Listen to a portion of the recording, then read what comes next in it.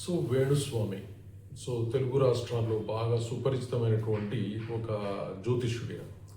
So ఈయన చెప్పే జ్యోతిష్యం మోస్ట్లీ సెలబ్రిటీస్కి ఎక్కువ ఉంటుంది. ఎందుకంటే చాలా ప్రచారం అయింది ఏంటంటే లక్షల కొద్ది రూపాయలు ఫీజులు తీసుకుంటాడు. అలాగే ముఖ్యంగా చెప్పాలంటే సెలబ్రిటీల పూజలు ఎక్కువ చేస్తాడు ఈయన. అలాగే ఈ పూజలు కూడా ఎక్కడ ఉంటాయి అంటే కామాఖ్యాదేవి టెంపుల్లో నగ్న పూజలని, ఈ పూజలని, ఆ పూజలని చేయిస్తూ ఉంటాడు. దీని ద్వారా బాగా డబ్బు సంపాదిస్తాడని ఆయన మీద చాలా పెద్ద కాంట్రవర్సీ వచ్చింది.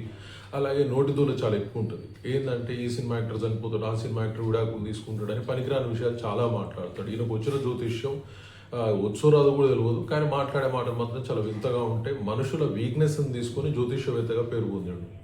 సో మళ్ళీ ఆయనకి ఏమాత్రం సిగ్గు లేకుండా నేను బ్రాహ్మణ్ణి అయినా సరే మందు తాగుతా, మద్యం తాగుతా, మాంసం తింటా, ఇలాంటి పనికిరాని విషయాలు మాట్లాడుతూ ఉంటాడు. మొన్నటికి మొన్న ఏమైందంటే కామాఖ్య ఆలయానికి వెళ్ళినప్పుడు అక్కడ పూజారులు ఆయన అడ్డుకొని ఇలాంటి దిక్కుమాల పూజలను అసలు కామాఖ్యలో చేయకూడదు, అలాంటి విషయాలు లేవు ఇక్కడ, ఇలాంటివి చేయడానికి లేదు అని చెప్పేసి తరిమేశారన్న వార్తలు వచ్చాయి. సో నిజానికి చెప్పాలంటే వాడికి ఇప్పటికీ కామాఖ్య వాళ్ళకి ఇప్పటికి అర్థమైంది ఈయన చేసే దిక్కుమాల తంతులన్నీ కూడా. సో ఏ దేవతను కూడా ఇంత ఘోరంగా అవమానించిన జ్యోతిషుడు కానీ బ్రాహ్మణుడు కానీ ఇప్పటి వరకు ఎవ్వరు లేరు. కానీ ఈ వ్యక్తి అంత ఘోరమైనటువంటి ప్రచారం చేసుకుంటూ డబ్బులు సంపాదించుకుంటా ఉంటూ జనాలు కూడా ఆ వీక్నెస్కి అలవాటు పడిపోయి డబ్బులు ఇచ్చి పిచ్చి పనులు చేస్తూ ఉన్నారు. సో ఓవరాల్గా చూసినప్పుడు ఆయన ఒక ఇంటర్వ్యూ చూసినప్పుడు ఆయన ఏం చెప్తారంటే ఏకాదశి నాడు తెలంగాణలో మాంసం కంపల్సరీ తింటారు అని చెప్తారు. అలాగే అసలు ఎవరు చెప్పినారు, ఏ శాస్త్రంలో ఉంది నాన్ వెజ్ తినొద్దని, మద్యం తాగొద్దని అని మాట్లాడుతూ ఉంటాడు. అలాగే దానికోసం ఈయనే ఫాలో అవుతున్నట్టుగా చెప్తా ఉంటాడు. అంటే ఇంత మూర్ఖుణ్ణి, ఇంత అసభ్యత కలిగిన వ్యక్తిని అసలు బ్రాహ్మలు ఎందుకు వెలివేయటం లేదు ఈయనని అనేది అర్థం కాని విషయం. యాక్చువల్గా చెప్పిన సమాజంలో ఒక బ్రాహ్మణ సంఘం బయటకు వచ్చి తను బ్రాహ్మణే కాదు వెలివేయాల్సిన అవసరం అయితే ఉంది. ఎందుకంటే తెలంగాణే కాదు ప్రపంచవ్యాప్తంగా ఉన్న హిందువులందరూ కూడా ఏకాదశిలో చాలా కఠిన నియమాలు ఉంటాయి. అంతేగాని తెలంగాణ వాళ్ళు ఏకాదశి నాడు మాంసం తింటారు అని చెప్పడం అనేది మొత్తం తెలంగాణ వాళ్ళని అవమానించినట్టుగా ఉంది. అంటే తెలంగాణ వాళ్ళకి భక్తి లేదా అన్న విధంగా మాట్లాడాడు.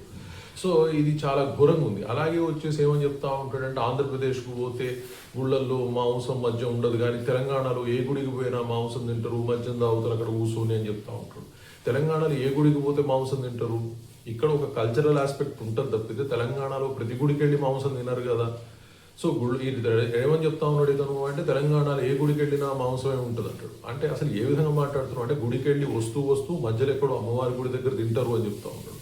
సో మరి ప్రతి గుడికి వెళ్ళినప్పుడు మాంసం తింటారని ఎందుకు చెప్తా ఉన్నాను? అటువంటి నీచ స్థితిలో దేశంలో ఏ రాష్ట్ర ప్రజలు కూడా లేరు. కానీ ఇతను ఓ విధంగా చెప్పాలంటే తెలంగాణ ప్రజలను అవమానించినట్టుగా ఉంది. ఏకాదశి అనేది అందరికీ పవిత్రమైనటువంటిది, అందరూ కూడా చాలా నియమనిష్టలు పాటిస్తారు ఏకాదశి నాడు. అలాంటి ఏకాదశి నాడు మాంసం తింటారని చెప్పడం అనేది చాలా తుచ్చమైన విషయం. అలాగే కామాఖ్యాదేవి గురించి అక్కడ జరిగే తంతుల గురించి ఇతను మాట్లాడినవి కూడా చాలా అభ్యంతరంగా ఉన్నాయి, అసహ్యకరంగా ఉన్నాయి.